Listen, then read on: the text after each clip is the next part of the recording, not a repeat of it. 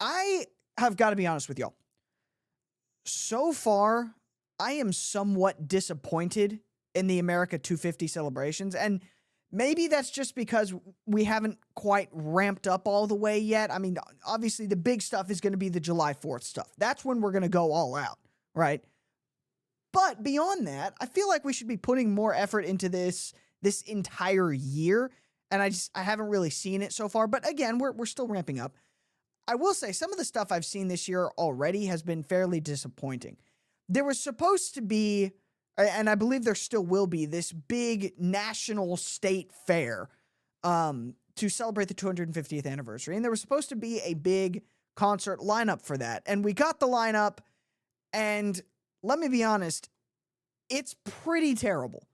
It's pretty terrible. So here's the lineup that was released earlier this week at kind of the beginning of the week.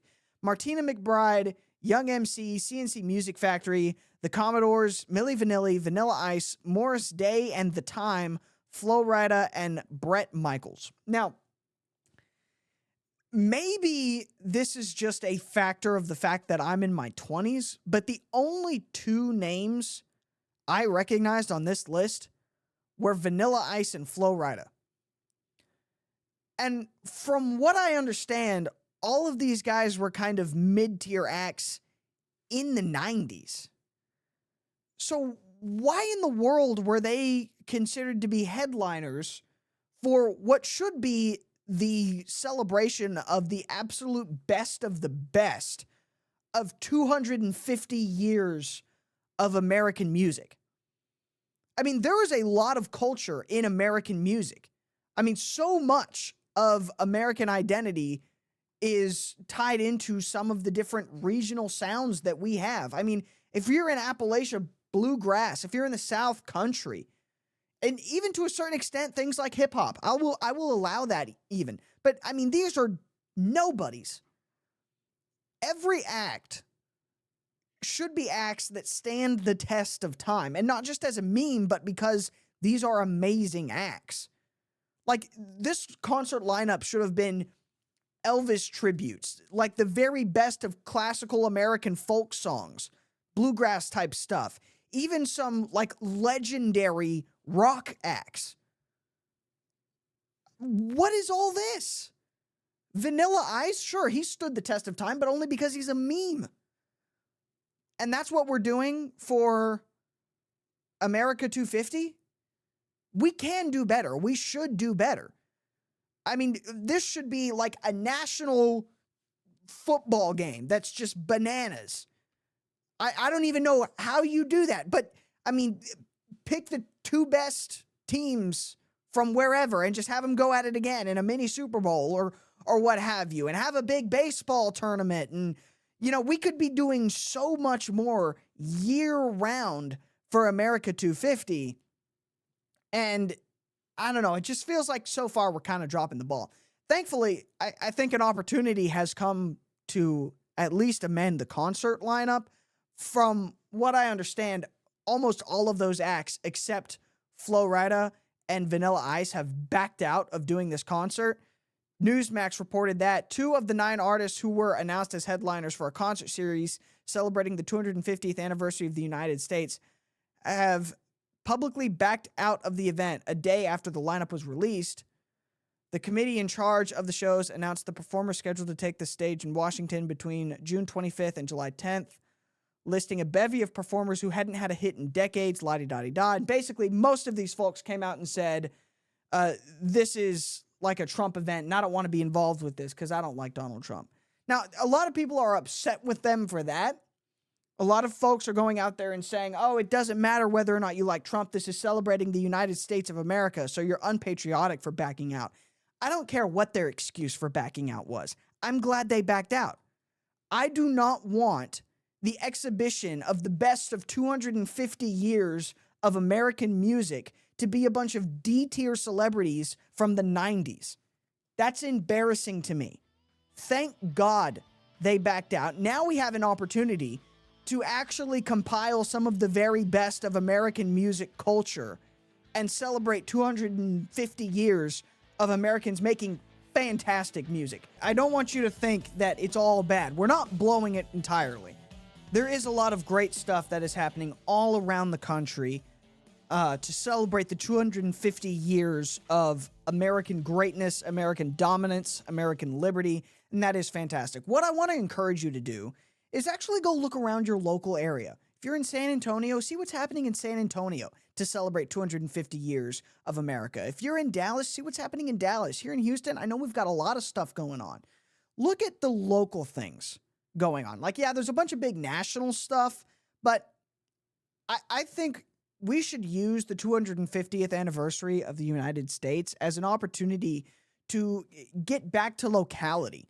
We've become a little bit too nationalistic when it comes to, just how we perceive the nation. And what I mean by that is, we almost ignore local events, local politics, statewide events in politics. The stuff that should matter the most to you is the things that are happening in your local area. So dial back into that a little bit. Maybe that's my personal challenge to you, my listeners, for America's 250th anniversary. Real quick, I do want to say, Vanilla Ice actually had a really good take on all of this controversy. He was asked about this by TMZ, who all of a sudden this year has actually started doing some decent work, which is shocking to me.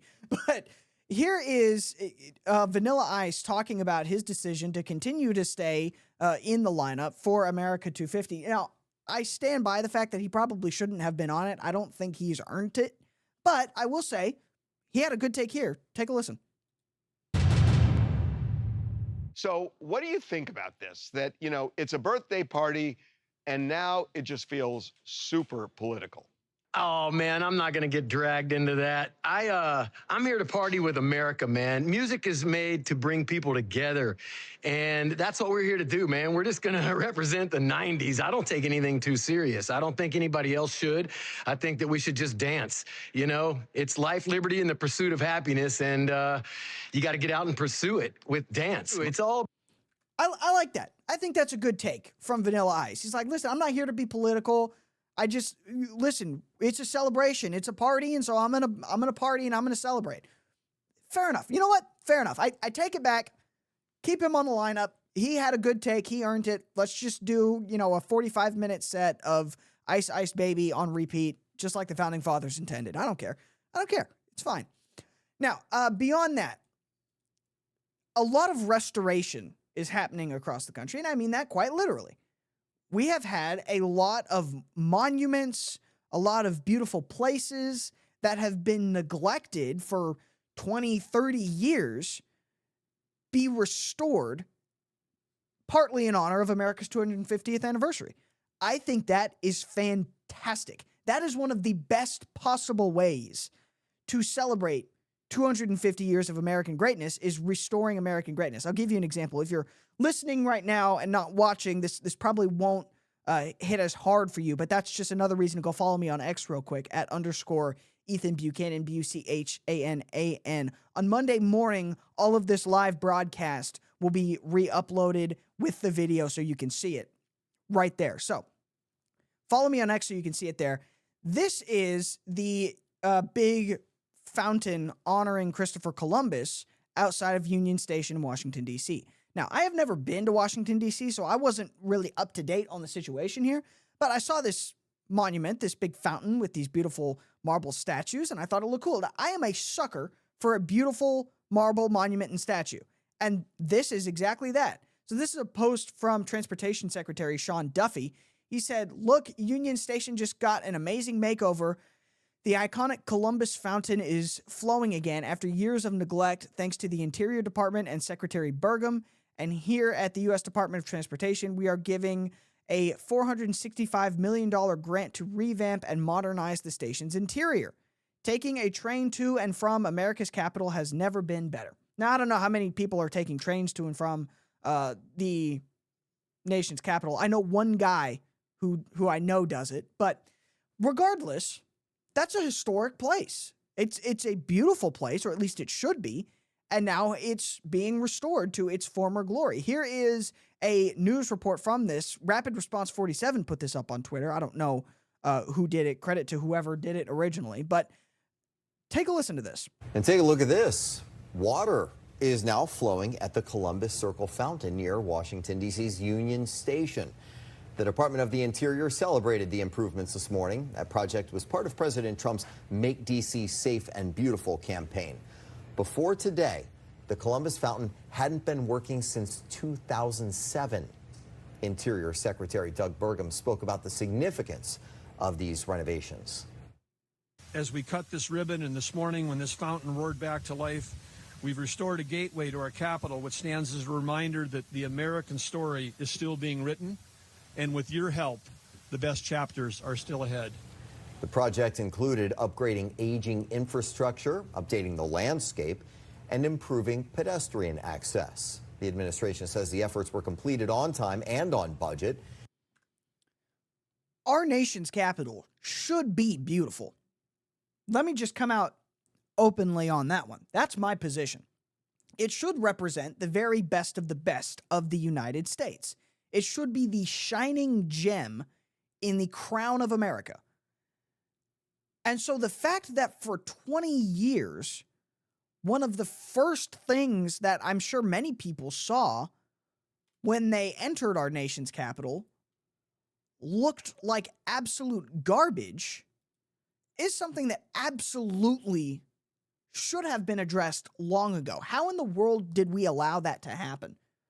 Just so you understand how bad of a condition this fountain was in, here's some pictures of it before the restoration. It's cracked, it's chipped, it's moldy, the paint's gone, there's no water, which I don't know how you get mold without water, but son of a gun, it pulled it off.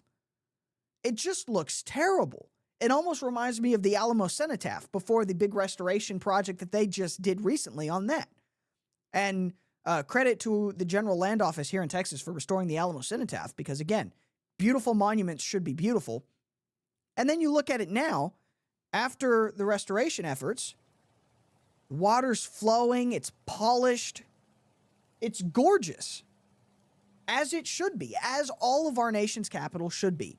So the fact that Donald Trump is actually taking the time to restore our nation to its former glory in the lead up to 250 years of American glory, I think is fantastic.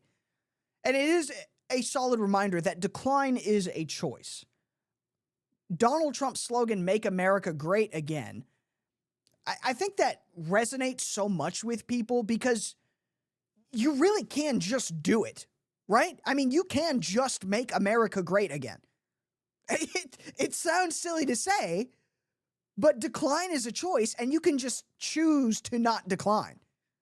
You can, barring some extraneous outside circumstance, which, as of right now, the United States really isn't facing. We can just choose to be a great and beautiful nation, and I believe we've been actively choosing not to. Now, maybe there's a political or philosophical reason behind that. Maybe you don't think America deserves beauty and greatness because of, some terrible thing you think we did in the past. I don't care. America is great. We deserve to be great, and we should look great. Our monuments should be gorgeous, and they should be massive, and they should be symbols of the blessings that we have been given by God. And we should look after them. We should steward them well. And if you disagree with me on that, I don't know what to tell you. Leave the country. Because I don't want to live in a nation with people who want the nation to be in decline. And I think deep down, most people don't want to be in a nation of decline either. I don't think most people actually enjoy that. They may self-flagellate because they think it makes them look good on the left, but nobody actually wants to be surrounded by ugly, neglected things all of the time. So that's my 2 cents on this. I think overall, America 250 will be awesome. We'll be right back with more.